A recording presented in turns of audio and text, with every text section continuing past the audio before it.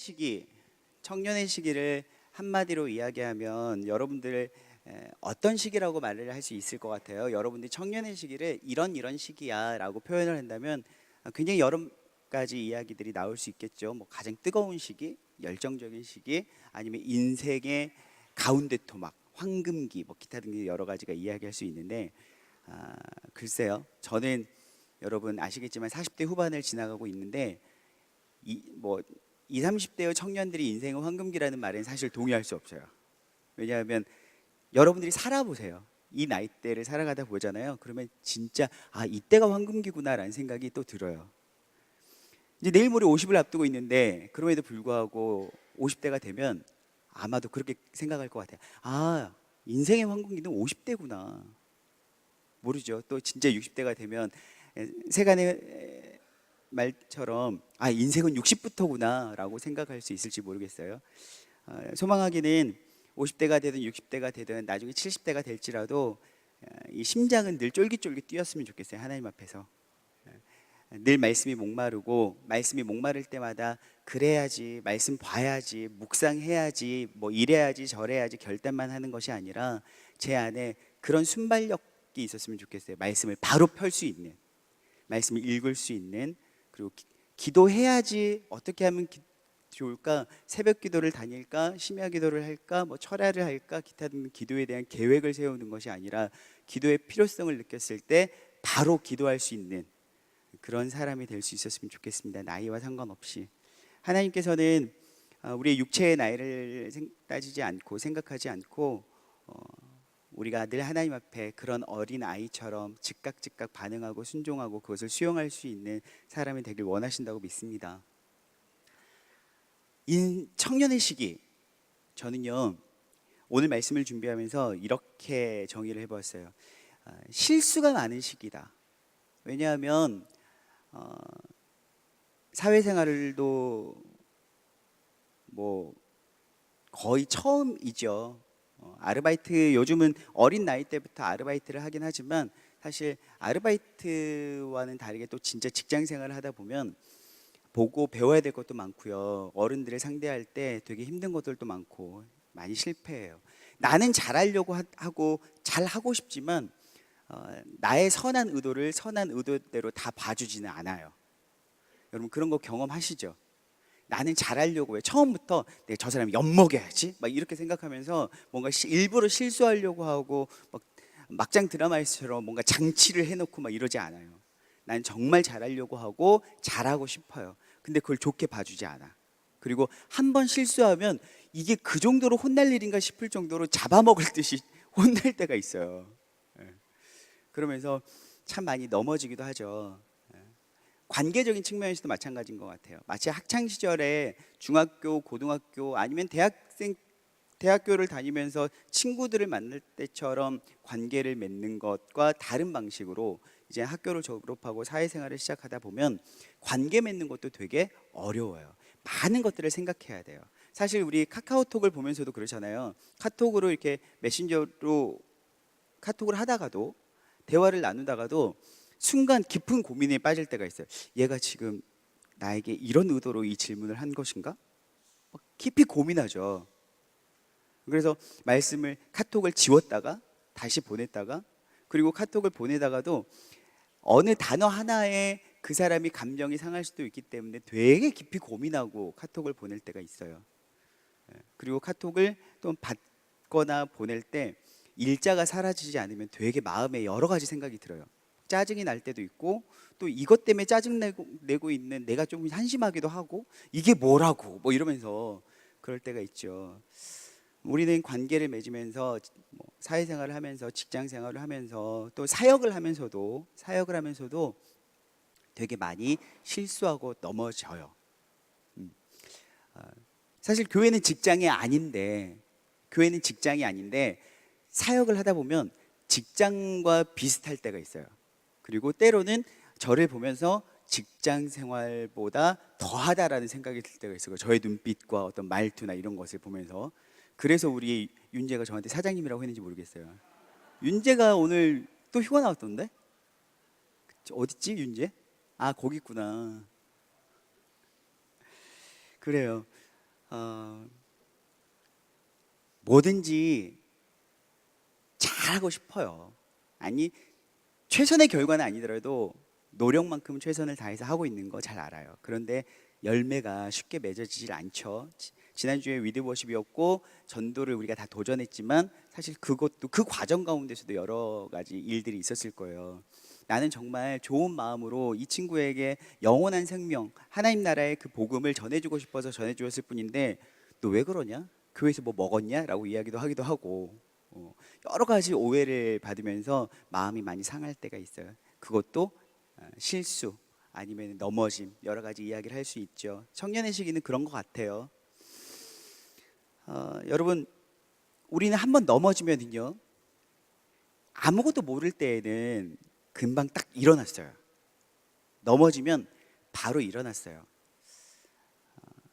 어떨 때는 그냥 넘어졌다가 반사적으로 일어나는 것이 당연하니까 툭툭툭툭 털면서 일어나기도 했는데 어느 순간 나이를 먹고 보니 창피해서 일어나게 돼요. 아파도 아픈 척을 하지 못해요. 되게 아픈데 머릿속으로는 쪽팔려요. 그럴 때 있죠. 그리고 자주 넘어지다 보니 차라리 넘어져 있는 게 낫겠다. 넘어져 있는 게 편하겠다 라는 생각이 들 때가 있죠. 다시 한번 뛰어볼까? 라는 생각이 들기도 해요. 다시 한번 걸어볼까? 라는 생각이 들면서도 또 한편으로는 누군가가 지금 예전 같으면 내가 다시금 힘을 내서 일어나 볼 텐데 오늘은 왠지 누군가가 내 손을 일으켜 주었으면 좋겠다. 함께 동행할 수 있는 사람이라도 있으면 좋겠다라는 생각이 들 때가 있어요. 오늘 저는 믿음의 조상이라고 말하는 아브라함의 이야기를 여러분들과 함께 나누고 싶어요. 살면서 우리는 예기치 않은 고난을 만날 때가 있어요. 내가 잘못해서가 아니라 살아가다 보니 참 인생이 순조롭지 않다라는 생각이 들 때가 있죠. 우리가 앞으로 살아갈 날들에 비해서 여러분들 살아갈 날이 훨씬 많잖아요. 살아온 삶이 훨씬 더 짧으신 분들이고 살아갈 날이 훨씬 더 많음에도 불구하고 일찍 우리는 좀 철이 들었어요. 인생 참 쉽지 않네. 되게 어렵네. 앞으로 어떻게 살까? 그래, 믿음으로 말씀으로 살아봐야지. 그런데 말씀으로 사는 인생도 참 쉽지 않네 라고 생각을 해요. 아브라함 몇 살 때 여러분 하나님의 부르심을 받았어요? 75세 때 하나님의 부르심을 받았어요. 근데 이 하나님의 부르심이 되게 이해할 수 없어요. 좀 어려워요. 왜냐하면 75세인데 이 아브라함의 형편이 그리 좋지 않아요. 가진 것은 좀 넉넉했나 봐요. 그런데 가진 것으로 평가받는 것이 아니라, 물론 어쩌면 이것도 가진 것이라고 할 수 있겠지만 가진 소유물이 아니라 그가 그의 슬하에 몇 명의 자녀를 두고 있는지 가족 공동체, 이 가족 공동체의 사이즈로 인생이 평가받던 그런 시기의 사람이었어요. 근데 이 사람은 75세가 되기까지 자녀가 하나 없었던 거예요. 무자였던 거예요. 가진 소유물이 많으면 뭐 하겠습니까? 물려줄 자식도 없고. 세상 사람들은 내 재산으로 나를 평가하는 것이 아니라 자녀의 수로 나를 평가하고 있는데, 자녀가 없을 경우에 아브라함이 겪는 그 어려움은 되게 말도 못하죠. 이 또한 아브라함이 뭔가를 잘못한 게 아니에요. 아브라함이 잘못한 게 없고 그냥 아브라함에게 허락된 어떤 인생이 그런 모습이었던 거죠. 근데 하나님께서는요, 그 아브라함을 이제 나오라고 하세요. 본토 친척을 아비 집을 떠나라고 이야기를 하세요. 글쎄요, 참 순종하기 쉬웠을까요? 어려웠을 것 같아요. 왜냐하면 그 당시에는 시족사회였기 때문에 나의 가족들이 나를 지켜주지 않으면, 나의 어떤 백그라운드가 없으면요, 사실 어떻게 될지 몰라요. 인생이 보호받을 장치가 하나도 없어지는 거예요. 더군다나 여러분, 젊으면 젊은 혈기로라도 두 주먹 불끈 쥐고 살아볼 텐데 75세 때 하나님께서 너를 보호해주는 가족 공동체, 그 시족사회에서 나와라고 이야기를 하시는 거예요. 그런데 아브라함이 이것에 아멘하고 나오네요. 나와요. 여러분, 믿음으로 아멘하고 나올 수 있다고 쳐요. 근데 이 이후에 아브라함이요, 실수를 해요. 여러분 잘 아시겠죠? 아브라함이 일생일 때 저지르면 안 될 실수 같은데 이 실수를 해요. 물론 그도 처음부터 그럴 마음은 아니었어요. 어떤 실수였냐면 자신의 아내를 누이라고 속여요. 무엇 때문에? 사람에 대한 두려움 때문에. 여러분, 우리가요 12장을 한번 보았으면 좋겠습니다. 12장, 창세기 12장 10절을 한번 볼까요? 네. 그 땅에 기근이 들었으므로 아브라함이 애굽에 거류하려고 그리로 내려갔으니 이는 그 땅에 기근이 심하였음이니라. 하나님께서 나오라고 하더니 그럼 먹일 것과 입을 거는 좀 책임져 주시던가, 하나님께서 갑자기 믿음으로 무언가를 순종케 하시더니 아무것도 책임져 주시지 않은 것 같아요. 아니, 뜻하지 않는 고통을 주세요. 기근을 주시는 거예요. 여러분, 가장이라면 이 기근을 해결해야 할 책임이 있지 않겠습니까? 네. 누구한테 먹여 살리라고 할 거예요? 믿음으로 하나님께서 사라에게 부르셨으면, 하나님께서 사례를 통해서 하나님께서 부르셔서 가족 공동체를 나오게 했다면 그나마 내가 자네 말을 듣는 게 아닌데 당신 말 듣더니 참 이렇게 고생이네 라고 탓이라도 할 것 같아요. 근데 하나님은 아브라함에게 역사하셨고 아브라함이 나오라고 하셨어요. 그러면 여러분, 이 기근이 닥쳤을 때 가족들, 그나마 아내와 조카 롯과 함께 나왔는데 그들이 아브라함만 이렇게 하나님 보고 있을 거 아니에요. 그럼 어떡합니까? 어떻게 해서든지 먹여 살려야죠. 그러다 보니 여러분, 애굽 땅으로 내려가게 되었어요. 그의 잘못이 아니라 먹고 살려고, 하나님께서 나가라고 하셨고 나갔고, 먹고 살려고, 기근이 오니까 먹고 살려고 풍족한 땅으로 가는 것, 인간의 본성 아닙니까? 그런데 그 상황 가운데서는요, 하나님께서는 늘 무언가를 선택하게 하세요. 너가 믿음으로 시작했지? 그렇다면 믿음의 과정도 너가 갈 수 있겠니? 라는 질문을 마치 우리에게 하시는 것 같으세요. 애굽에 바로가 있었죠. 왕이 있었죠. 근데 문제는 이 아브라함의 아내가 너무 예쁜 거예요. 뭔가 사람에 대한 두려움이 생기니까 기근에 대한 두려움으로 애굽 땅까지는 갔지만 예기치 못했던 고난이 또 찾아와요. 어때요? 이번 한 번만 우리가 살 길을 찾아보자. 내가 당신을 누이라고 속일 수밖에 없을 것 같아. 사라의 마음은 어땠을까? 이 사람을 믿고 내가 따라오다니, 혀를 깨물고 싶었겠죠. 물론 그런 내용은 안 나왔지만 아브라함은 이런 인생 일대의 실수를 합니다. 아마도 저라면 그랬을 것 같아요. 내 인생의 가장 큰 실수는 무엇일까를 찾았을 때 아마 하나님의 음성에 순종한 것이 내 인생의 실수야 라고 했을 것 같아요. 사실 여러분, 그럴 때 있지 않나요? 내가 믿음으로 뭔가를 시작해요. 그때는 되게 열정적이었어요. 마음이 뜨거웠어요. 그래서 하나님께서 내게 뭔가 말씀하시는 것 같아서 네! 아멘! 하고 순종했는데 그때부터 고난이 찾아와요. 처음 고난이 와요. 믿음으로 해석해요. 큐티하고 말씀도 하고 막 기도도 배웠던 정석대로 행동하기 시작해요. 동역자들을 찾아서 기도 제목도 부탁하죠. 목사님께 와서 머리 디밀면서 안수기도 해달라고 하죠. W50대 와서 기도하죠. 날마다 큐티 빼곡하게 적으면서 뭔가를 해봐요. 그럼에도 불구하고 이 고통이 내 잘못이 아닌데 찾아왔던 이 고통이 겹겹이 쌓여가면서 더 힘들어지는 거예요.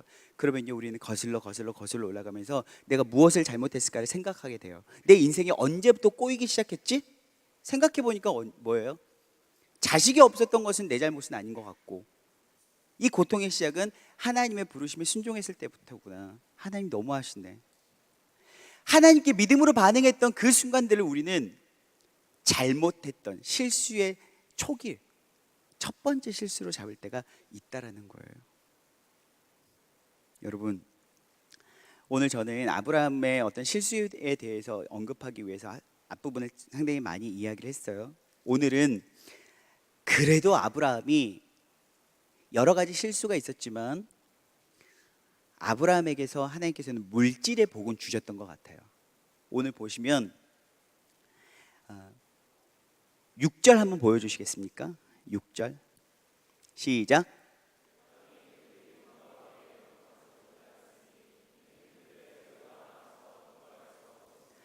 조카 롯과 왔어요. 롯 75세 때 롯과 함께 나왔어요. 아브라함이 여러분 자식이 있었습니까? 없었습니까? 다시 한번 말씀드리지만 없었어요. 조카가 나랑 함께 살아가요. 조카는 부모가 없어요. 그렇다면 이 관계는요, 이 삼촌 아브라함과 조카 롯의 관계는 딱 봐도 시간이 지나면 지날수록 어떤 관계처럼 돼갈까요? 부모와 자식처럼 되죠. 그런데 참 사람이요, 견물생심이에요.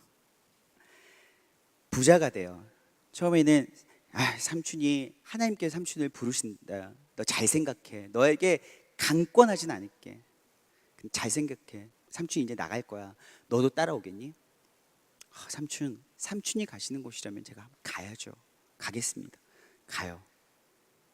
그런데 삼촌이 보여줬던 모습이 숙모님을 막 누이라고 속이면서 막 이런 모습을 보여줘요. 별로 믿음직스럽지 못해요. 근데 어느 날 이 조카 롯도 뭔가 소유가 많아져요. 삼촌도 부자가 됐어요.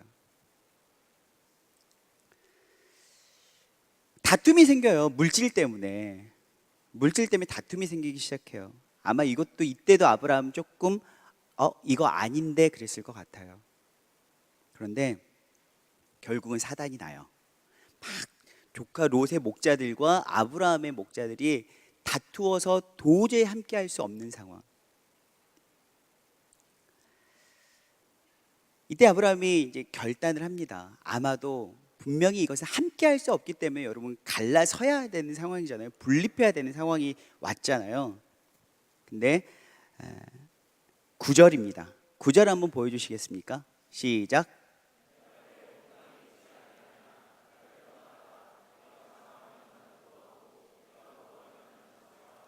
이건 누구의 말이냐면요, 롯의 말이 아니라 아브라함의 이야기예요. 아브라함이 조카 롯에게 너에게 먼저 선택권을 줄게. 롯아, 조카야, 이리 와봐. 너가 한번 땅을 쭉 바라봐. 어떠니?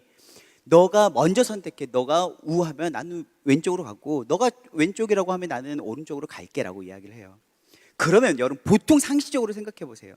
아버지처럼 따랐던 삼촌, 오갈 데 없고 부모님이 없을 때 나를 잘 돌봐주고 지금까지 함께했던, 물론 완벽한 아버지 역할을 할 수는 없었지만 부족한 모습도 간간히 보이긴 했지만, 이 조카 롯과 늘 동행했던 이 삼촌이 먼저 이렇게 이야기를 하는 거예요. 그러면 여러분 어떻게 해야 되겠어요? 여러분이라면 예를 들어서 우리 조은지 샘빙이 여기 있는데, 조은지 샘빙이 있는데, 은지야 이리 와봐. 너가 우해. 그럼 내가 좌고, 너가 좌하면 내가 우할게 라고 이야기해요. 그러면 은지가 네 목사님 감사합니다. 저 우할게요 라고 이야기하면 어떡하겠습니까? 어이가 없네 진짜. 너 내가 그렇게 가르쳤니? 그럴 것 같아요. 너 위아래도 없니? 어디서 배운 버르장머리야?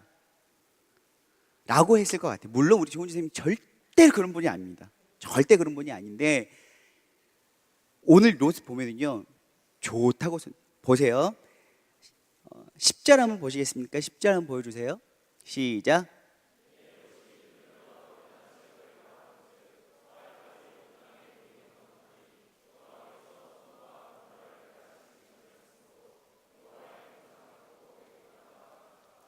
아멘. 정말 이런 거 보면은요 마음이 참 어려워져요. 그러니까 성경적 원리는 내 살 뜯어서 먹여 살리는 게 성경적 원리잖아요. 예수님처럼 내 육체를 떡으로, 내 피를 포도주로 이렇게 먹여 살리신 게 예수님의 원리시고 성경의 원리인데, 이거 보면은요 검은 머리 짐승 거둘 게 없다니까 라는 생각이 딱 들어요. 어디 안에 거절 한마디가 없어요. 삼촌 무슨 말씀이세요? 삼촌이 먼저 하셔야죠. 절대 그럴 수 없습니다. 삼촌, 제가 어떻게 이렇게 차라리 같이 살아요 우리, 이런 말도 없어요. 롯이 떠나면요 아브라함은 후자도 없이 그냥 늙어 죽게 생겼어요. 이럴 때 삼촌, 목자들이 싸운 거지 우리가 싸운 거 아니잖아요. 어떻게 한번 해볼게요. 제가 같이 살아요. 삼촌 연세도 있는데 제가 돌봐드려야죠. 여러분 이게 정상 아닙니까? 아니, 물론 정상은 아니고 굉장히 높은 수준입니다. 죄송합니다. 그래야죠. 내지는 삼촌이 먼저 선택하세요 라고 하시던가. 근데 오늘 말 끝나기가 무섭게 눈을 들어서 이렇게 보고 있어요. 그리고 유목민답게 좋은 땅, 물이 많은 곳, 목초지는 귀신같이 알아가지고요, 먼저 찜해요. 요단 지역을 바라본즉 소알까지 온 땅에 물이 넉넉하니 여호와께서 소돔과 고모라를 멸하시기 직전이었으므로 여호와의 동산과 에덴 동산과 같았대요. 그리고 애굽 땅과 같았더라. 이게 사람이에요, 여러분. 이게 사람이에요. 받았던 은혜보다 자신이 나아가야 될 미래에 대한 염려가 더 커요. 그래서 저 안에도 이 롯이 아주 풍성하게 살아가고 있기 때문에 뭐라고 말할 수가 없어요. 그런데요, 오늘 아브라함의 선택이 참 근사해요. 사실 여러분, 아브라함은 하나님을 믿고 떠나갔을 뿐인데 기근이 찾아왔어요. 그리고 사람에 대한 두려움으로 그는 또 피해야만 했어요. 그랬던 아브라함에게 이제는 자식처럼 사랑했던 이 조카 롯과 헤어질 상황이 된 거예요. 물론 저의 해석이지만 이 조카 롯이 어디서 배운 버르장머리인지 사양 한번 안 하고 좋은 땅을 냉큼 가지고 떠나버려요. 75세 때 여러분 자식도 없이 고향을 떠나왔습니다. 그런데 이제는 조카마저도 떠나가겠어요. 인생 일대에 내가 잘못해서가 아니라 찾아온 고난들이 우리는 참 많아요. 예기치 않은 고난들이 우리에게 찾아올 때가 너무나도 많아요. 그런데 이때 좀 전에 말씀드렸던 것처럼 고난의 이유를 우리는 찾을 때가 참 많아요. 내 인생 가운데 왜 이런 선택을 했을까? 아브라함의 고통의 시작을 마치 하나님의 부르심에 순종했다라는 그 순간으로 했었자면 우리는 우리의 믿음 자체를 원망하게 돼요. 하나님을 내가 왜 믿어가지고 이 고생을 할까? 그런데 여러분, 아브라함은 달랐어요. 아브라함은 여기서 하나님을 원망하지 않아요. 그리고 하나님께 잘 배웠던 대로 그는 믿음의 선택을 합니다. 여러분, 우리의 인생은요 항상 선택의 순간인 것 같아요. 내가 오늘 말씀을 묵상했는데 큐티했는데 이 큐티대로 너가 살 수 있겠니? 라는 선택의 순간들이 우리는 날마다 펼쳐져요. 아브라함은요 하나님의 부르심에 순종해서 본토 친척 아버지 집을 떠나서 어디로 가야 될지 모르는 그 상황 가운데 하나님께서 가나안으로 불러주시면 가나안으로 갔습니다. 그 부르심 가운데 순종해서 갈 때에도요 그는 예배하기 시작했어요. 여러분, 두려움은요 긍정적 사고로 극복하는 것이 아니라 예배로 극복해야 되는 거예요. 아니요, 예배가 수단이 된다고 생각할 수 있기 때문에 말씀드릴게요. 예배를 통해서 만난 하나님만이 우리 인생의 두려움을 극복해 줄 수 있는 분입니다. 세겜에서 제단을 쌓고 베델과 아이 사이에서 다시금 제단을 쌓고 애굽으로 내려가서 그 놀라운 수치스러운 실수를 한 다음에도요 아브라함은 예배를 합니다. 마음이 두렵습니까? 예배하셔야 됩니다. 혹시 내 자신의 실수하고 넘어지고 실패하고 좌절과 절망한 가운데 있습니까? 여러분, 그럼에도 불구하고 예배하셔야 됩니다. 왜요? 실패한 인생을 붙드시는 분도 우리 하나님이시기 때문입니다. 두려워 떨고 있는 연약한 우리의 영혼을 붙드시는 분도 우리 하나님이시기 때문입니다. 하나님을 떠나 우리는 살 수가 없습니다. 아니, 하나님을 피할 수도 없습니다. 내가 하나님을 거절한다, 하나님 안 계셔, 나는 하나님 이제 하나님을 믿지 않겠어, 기도하지 않을 거야 라고 하나님 아무리 밀쳐낸다고 한들 하나님은 사라지시는 분이 아닙니다. 하나님은 우리 눈에 보이지 않고 만져지지 않지만 여러분 아시죠? 하나님 계신 거 부인할 수 없잖아요. 그 하나님을 예배할 때 여러분 우린 두려움 속에서도 실패와 절망 가운데서도 다시금 일어설 수 있습니다. 아브라함은요 믿음의 선택을 합니다. 먼저 조카 롯이 더 좋은 땅을 선택해서 갔습니다. 아브라함은 그 반대 땅을 가요. 그 반대 땅으로. 그런데 오늘 10절 다시 한번 보여주세요. 10절에 이렇게 나와요. 마지막에 여호와의 동산 같고 애굽 땅과 같았더라. 여기 오기 이전에 아브라함이 어디에서 큰 당황스러운 일을 경험해요? 애굽에서. 기근을 피해서 도망갔던 그 땅, 참 풍족해 보이고 이곳에 있으면 배가 고프지만 기근이 내게 찾아왔지만 기근을 피해서 이 풍족한 땅 애굽으로 갔더니 어땠습니까? 자신의 연약함이 드러나고 자신의 쓴뿌리가 드러나고 내가 무엇을 그토록 두려워하는지 내 이 본 모습을 여실히 발견할 수가 있었지 않습니까? 풍족한 땅으로 간데 내 영과 육이 무조건 풍족해지는 게 아니구나라는 것을 아브라함은 알았던 거예요. 그랬을 때 그는 이미 경험했습니다. 내 삶의 풍족함, 육체의 풍족함, 물질적 풍족함이 내 영혼의 풍족함으로 이어지는 건 아니구나. 그렇게 아브라함은 조카 롯에게 양보할 수 있었어요. 경험했기 때문에. 그리고 또 무엇이 있었을까요? 말씀을 준비하지 않았지만 다시 한번 한 장만 딱 넘겨서 여러분 12장 한번 보십시다. 12장 2절입니다. 시작.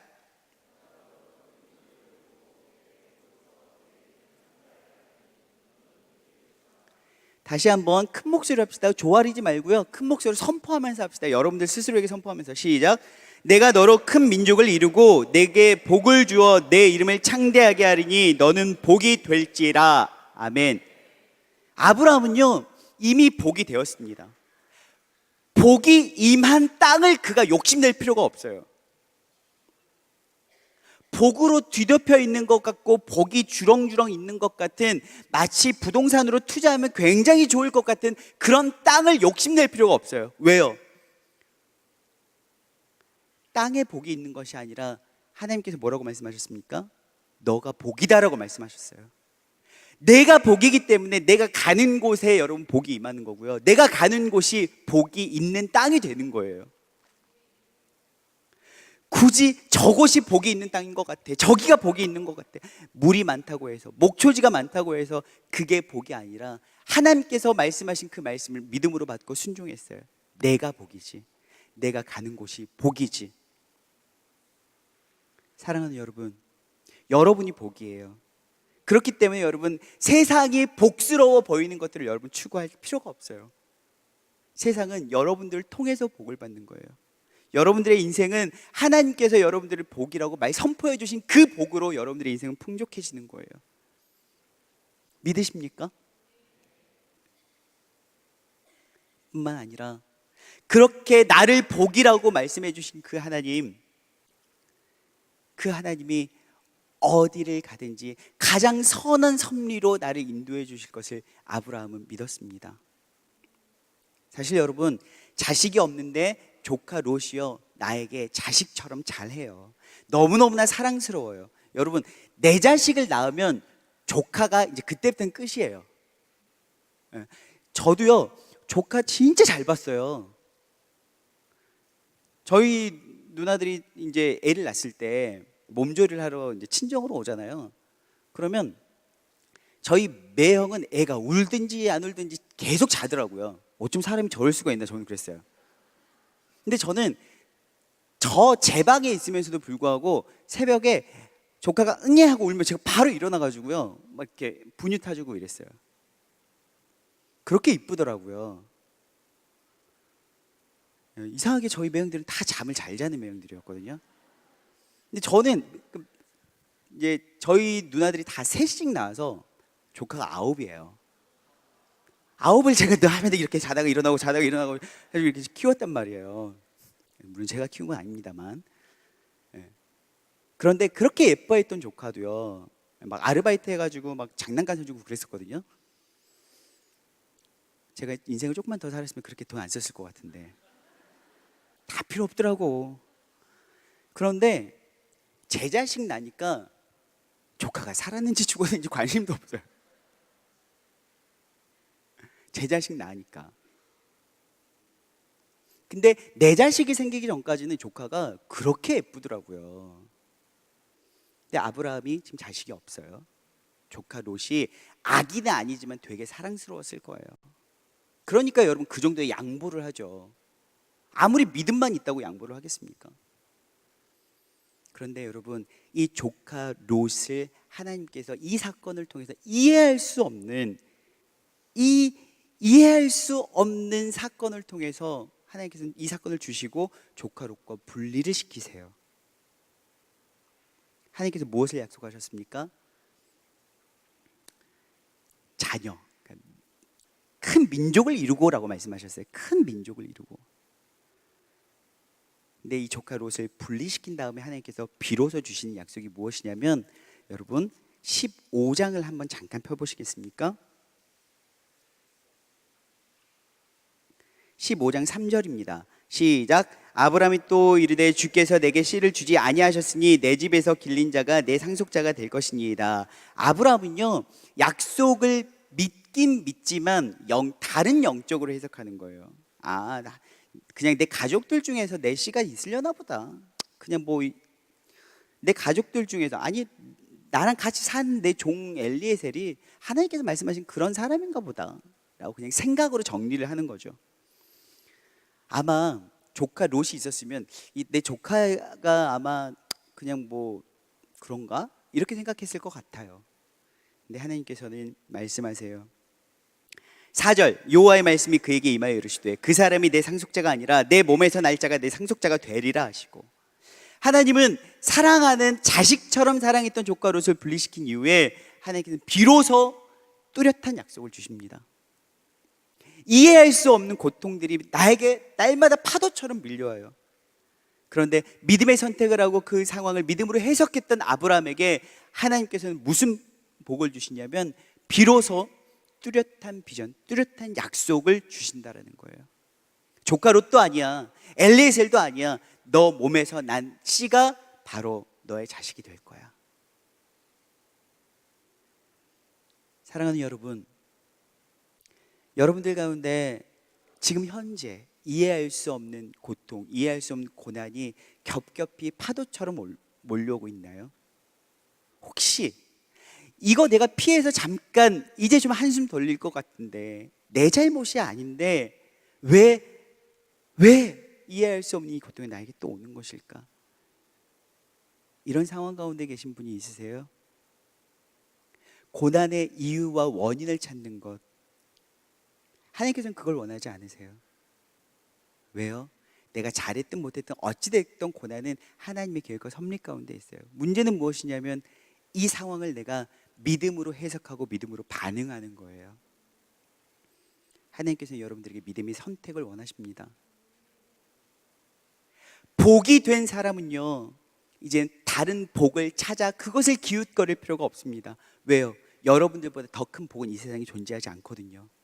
하나님께서 여러분들에게 복이라고 말씀해 주셨기 때문에 여러분들 외에 더 큰 복은 있을 수 없어요. 여러분들이 가는 곳이 복입니다. 사랑하는 여러분, 믿음의 선택, 믿음의 반응으로 나아가십시다. 시편 23편 3절 4절 말씀 좀 보여주시겠습니까? 4절 5절 시작.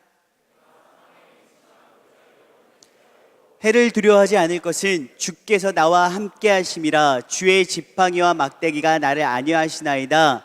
주께서 내 원수의 목전에서 내게 상을 차려주시고 기름을 내 머리에 부으셨으니 내 잔이 넘치나이다. 아멘. 다윗 하나도 지가 잘못한 거 없음에도 불구하고 날마다 고난 속에서 살았던 사람이 다윗입니다. 골리앗 죽였어요. 여러분, 나라에 큰 공을 세웠음에도 불구하고 나라에서 큰 공을 세웠어요. 근데 하나님께서 그를 왕궁으로 보내세요. 잘 됐네, 이게 출세인구나 싶었을 것 같아요. 근데 어때요? 갑자기 어느 순간 창 들고 나를 죽이려고 하기 시작해요. 왕이 부르기 시작하더니 노래 부르라고 해서 노래 불렀을 뿐인데 갑자기 이 왕이 이상해지기 시작해. 사이코패스예요. 막 화내다가도 찬양하면 갑자기 막 평안해지고, 갑자기 막 화내다가도 또 노래 부르면 갑자기 얌전해지고, 이러다가 창 던지고 죽이려고 하고, 잠깐 죽이려고 했더니 온 땅을 두루다니면서 죽을 때까지 날 쫓아다니고. 평안한 가운데 쓴 시가 아니잖아요. 여러분 아시잖아요. 고통 중에 있을 때 내 잘못이 아니라 이상하게 내가 알지 못하는 이유의 고통이 나에게 계속적으로 찾아올 때 그는 믿음으로 반응했어요. 어떤 믿음이었어요? 하나님께서 내 인생에 가장 좋은 곳으로 예배하실 것이다. 이 고통은 끝이 있다. 원수의 목전에서 상을 베풀어 주신다고 했잖아요. 곧 내 고통은 끝이고 원수의 목전에서 하나님께서 내 인생에 상을 베풀어 주신다는 거예요. 고통은 끝이 있다. 하나님의 섭리는 선하다. 지금 내 이 고통, 내가 믿음으로 반응할 때 결국 내 인생은 원수의 목전에서 상을 베푸시는, 여러분 이때 상장이 아닙니다. 함께 만찬을 베풀어 주시는 그 하나님의 놀라운 축제와 같은 인생이 결국 내 인생의 결말일 거야 라는 믿음입니다. 아브라함도 마찬가지고요, 다윗도 마찬가지고요. 여러분 그들은 엄청난 실수를 했던 사람입니다. 다윗 입에 담기 힘든 실수를 했던 사람이에요. 그러나 여러분 그거 아세요? 하나님은요 실수가 없는 사람을 사용하시지 않아요. 믿음의 사람을 사용하세요. 여러분 완벽하지 않아도 돼요. 뭐 엄청나게 잘하지 않아도 돼요. 오늘 잘하고 싶었지만 또 넘어졌잖아요. 괜찮아요. 일어서서 다시 걷는 게 힘들어요. 잠깐 거기에 앉아 있어도 돼요. 그러나 고민하세요. 그 넘어진 자리에서 고민하세요. 무엇을? 나에게 다가오는 이 고통, 나의 넘어짐, 나의 실수를 믿음으로 해석하세요. 그리고 그 상황 가운데 믿음으로 반응하며 나아가는 여러분들이 되시길 소망합니다.